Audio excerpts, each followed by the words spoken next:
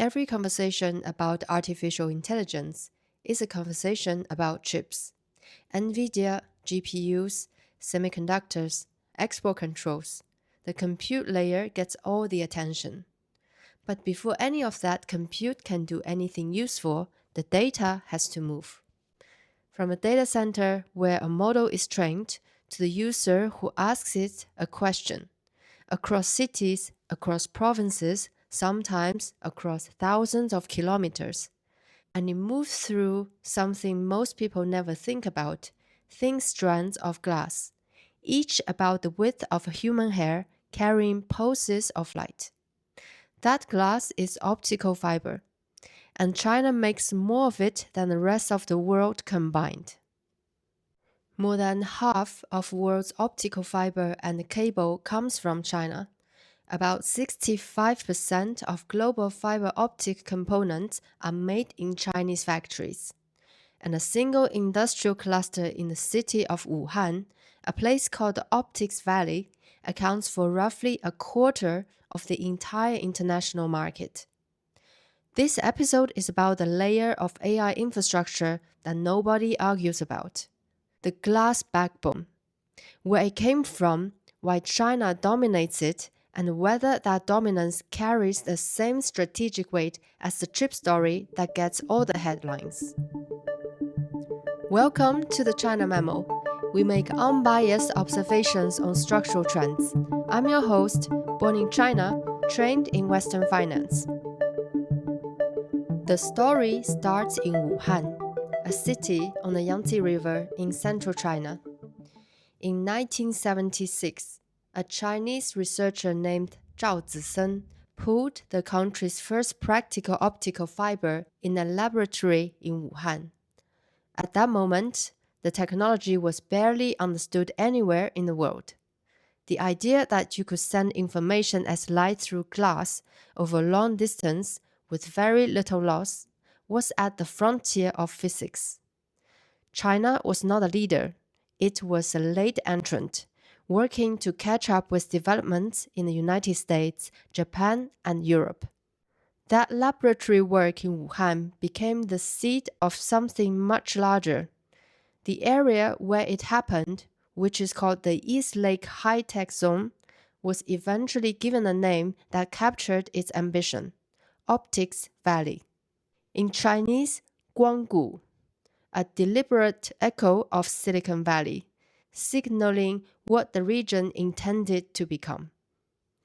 Optics Valley grew steadily through the 1980s and 1990s, but the real acceleration came in the 2000s and 2010s, as China embarked on the largest telecommunications infrastructure build-out in human history. Hundreds of millions of people were being connected, first through mobile networks, then through fixed broadband, then through fiber directly to homes and businesses. Every one of those connections needed cable, and China decided, as a matter of national strategy, that it would make that cable itself. The result today is striking. Optics Valley has become the world's largest research and production center for optical fibers and cables.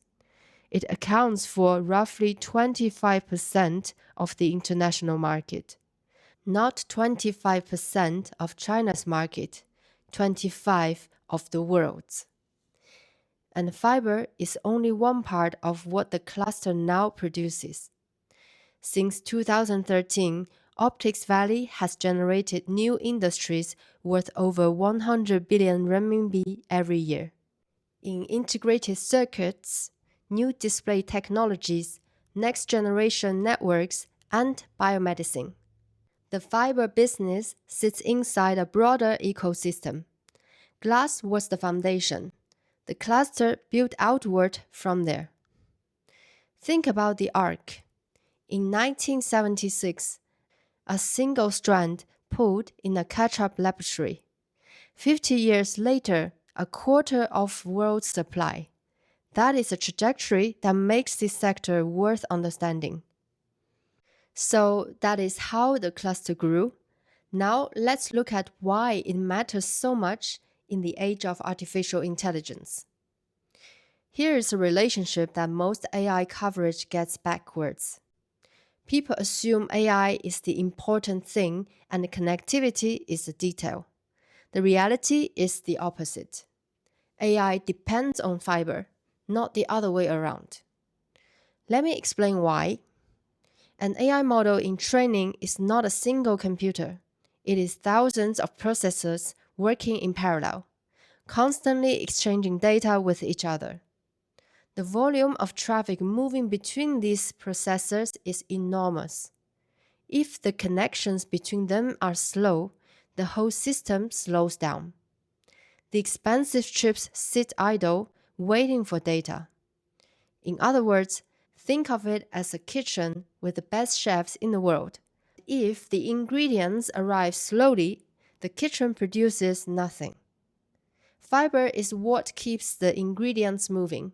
It provides far higher bandwidth and a far lower latency than copper cable. Modern fiber links carry 10 gigabits per second and well beyond. For the inter-server traffic inside an AI training cluster, that capacity is not a luxury. It is a precondition for the cluster functioning at all. Inside the hyperscaler AI data centers, the density of fiber is extraordinary. Multi-fiber cables, which are bundles carrying many strands at once, connect racks of processors in dense webs. The physical networking of an AI data center is, to a significant degree, a fiber engineering problem. But the role of fiber does not stop at the data center wall. This is where China's specific geography becomes important. China has a problem called East Data, West Computing. The logic is straightforward. The eastern coastal cities, such as Beijing, Shanghai, Shenzhen, are where the demand for computing sits. But they are crowded and energy constrained. Whereas the western regions, places like Guizhou, Inner Mongolia, Gansu, have abundant land and cheap energy, much of it renewable. So China is building large data centers in the energy-rich West and connecting them to the demand in the East. What connects them then? Long-haul fiber backbones. Thousands of kilometers of optical cable carrying data between where the computation is cheap and where it is needed. East data, West computing is, in physical terms, a fiber project as much as a data center project. Without a glass backbone spanning the country, the entire concept doesn't work. Chinese industry describes the AI service train in three parts: the data center, where training and inference happen, the fiber backbone, which transports the data, and the last-mile access network, which delivers AI services to homes, factories, and devices. Fiber is the indispensable middle layer. It is also a large part of the first and third layers. Glass runs through the entire train. Now, let's get to the part of the story that connects fiber to China's broader technology sovereignty ambitions. Not all parts of the fiber business are equally valuable. There is one upstream component that matters more than any other. It is called the preform. A preform is like the glass mother rod from which optical fiber is drawn. Think of it as the source object. You manufacture a large, extremely pure glass rod with a precisely engineered internal structure. Then you heat it and draw it out into thin fiber. A single preform can yield thousands of kilometers of finished fiber. The quality of the preform determines the quality of everything drawn from it. Here is why it matters commercially. The preform accounts for approximately 70% of the entire fiber industry's profits. The drawing and cabling steps downstream are lower margin. The preform is where the value and the technical difficulty concentrate. It is the strategic upstream link, the equivalent in this industry of the most advanced node in the semiconductors. For years, this was China's vulnerability. China could draw fiber and make cable at massive scale, but it depends heavily on imported preforms, the high-value, high-technology component, from Japan, the United States, and Europe. To put it in a simpler context, a country that makes the cable but imports the preform is in a similar position to a country that assembles phones but imports the chips. The volume is domestic, the value, the leverage sits abroad. China set out to change that, and the numbers show the trajectory. In 2018, China consumed 56.7% of global optical fiber preform demand. By 2025, that figure was projected to reach 60%. More importantly, domestic self-sufficiency, which is the share of China's preform demand met by Chinese production, was projected to rise from 81.9% in 2018 to over 85% by 2025. That self-sufficiency drive is the same logic that runs through China's semiconductor ambitions, its battery supply chain strategy, its rare earth processing dominance. Identify the high-value choke point, reduce dependence on foreign suppliers, build domestic capability in the part of the chain that carries the most leverage. In fiber, China has very nearly completed that project. The preform gap that once represented a genuine vulnerability has been substantially closed. That is a different situation from semiconductors, where the gap at the leading edge remains wide and unresolved. Every Chinese strategic industry has its champions. In fiber, the most prominent is a company called YOFC, Yangtze Optical Fiber and Cable.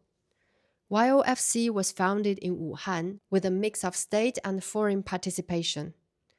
Looking at its market share, it has been the global leader in optical fiber and cable for 6 consecutive years. Inside China, it has supplied roughly 40% of the fiber-optic cables used in the national communications network. It is, by any measure, one of the most important fiber companies in the world. But in addition to that, what makes YOFC strategically interesting is its international footprint. The company operates 6 overseas production bases and more than 50 international offices. It exports fiber networks and solutions to build digital connectivity across many countries. This is the part of the story that extends beyond China's borders. As countries around the world build out the connectivity infrastructure for their own AI and digital economies, Chinese fiber vendors are frequently the suppliers. That makes companies like YOFC enablers of global AI infrastructure, not just Chinese infrastructure. It is a quieter version of the dynamic we have seen in other sectors, in solar panels, in batteries, in telecommunication equipment. China has moved from domestic producer to global supplier. And the fiber follows the same pattern. The glass backbone that feeds China's AI ambitions is increasingly the same glass backbone feeding other countries' ambitions too. And that creates the same set of questions about dependency and the leverage that arise wherever Chinese manufacturing dominates the strategic input. And here comes the question worth sitting with. China dominates the physical layer of AI connectivity, the fiber, the cable, the components, the preforms. That dominance is real, it is established, and it is more complete than China's position in almost any other part of the AI stack. But does dominating the glass carry the same strategic weight as dominating the chips? Here is the argument that it does. Fiber is a genuine choke point. AI infrastructure cannot be built without it. If China controls the majority of global production, it has leverage over the pace at which other countries can build AI capacity. In the same way, its rare earth and battery positions create leverage. And on the other hand, here is the argument that it does not. Fiber, unlike leading edge chips, is not at the absolute frontier of difficulty. The technology is mature. The barriers to entry are real, but not impossible. Other countries and other companies in Japan, the United States, and Europe retain genuine capacity in the highest value parts of the business. If China attempted to use its fiber dominance as cohesive leverage, the response could be a build-out of alternative capacity. Difficult and expensive, but achievable. And by comparison, that is a completely different situation from leading-edge semiconductors, where concentration of capability at a handful of firms makes substitution far harder. China's fiber dominance is a source of commercial strength and supply chain influence. It is not the same kind of absolute choke point that the most advanced chips represent. The glass is essential, but it is replicable. The leverage is real, but it is bounded. What the fiber story most clearly demonstrates is something about China's industrial method. Identify a layer of strategic infrastructure, build domestic capacity at a massive scale, close the dependency on foreign suppliers in high-value upstream, and become, in the process, the default global supplier. China has executed that playbook in fiber more completely than in almost any other technology sector. Watching whether it can do the same at the frontier in the parts of the AI stack where it currently depends on others is the larger question that the fiber story illuminates. Now here are the 3 questions worth asking and watching. First, whether preform self-sufficiency continues past 85% toward effective independence. The preform is the strategic core of the fiber business. If China closes the remaining gap and becomes effectively self-sufficient in the highest value upstream component, it removes its last meaningful dependency in the sector. Watching domestic preform capacity announcements and import volumes is the clearest signal of how complete this project becomes. Second, how much fiber demand the AI build-out actually generates. The virtuous circle thesis holds that AI drives demand for fiber, which enables more AI, which drives more fiber demand. If China's domestic AI infrastructure expansion, including data centers, East Data West computing backbones, AI-ready access networks, translates into sustained fiber demand growth, the sector's strategic importance increases. If AI compute constraints limit the build-out, fiber demand growth may be more modest than optimistic projections assume. Third, the commercialization cadence of hollow core fiber. Standard glass cables slow light down by roughly 30% due to the free active index of solid silica. In the ultra-low latency environments required for cutting-edge AI clusters, the industry is shifting toward hollow core architectures, where light travels through an empty air channel at nearly the speed of light in a vacuum. Whichever jurisdiction dominates the mass production of these hollow core arrays will capture the high margin premium of the next network generation. The AI story is usually told as a chip story: compute, semiconductors, export controls. That story is real and important, but it is not the whole picture. Underneath the compute layer is a physical layer. Thin strands of glass carrying light across cities and provinces and continents. Without that layer, the chips compute nothing useful because the data cannot move. And that layer, the glass backbone, is the part of the AI infrastructure stack where China is not catching up. It is already ahead. From a single fiber pulled in a Wuhan laboratory in 1976 to a quarter of the world's supply, to the preforms and components that feed AI infrastructure at home and abroad, it is one of the most complete examples of China's industrial method that any sector offers. The chips get the headlines, the glass gets the traffic. Both are necessary. At the moment we speak, only one of them is something China already dominates. This has been the China Memo. Thank you for listening. Before I go, nothing in this episode constitutes investment advice or a trade recommendation. The China Memo is based on publicly available sources. For financial decisions, please seek qualified independent advice.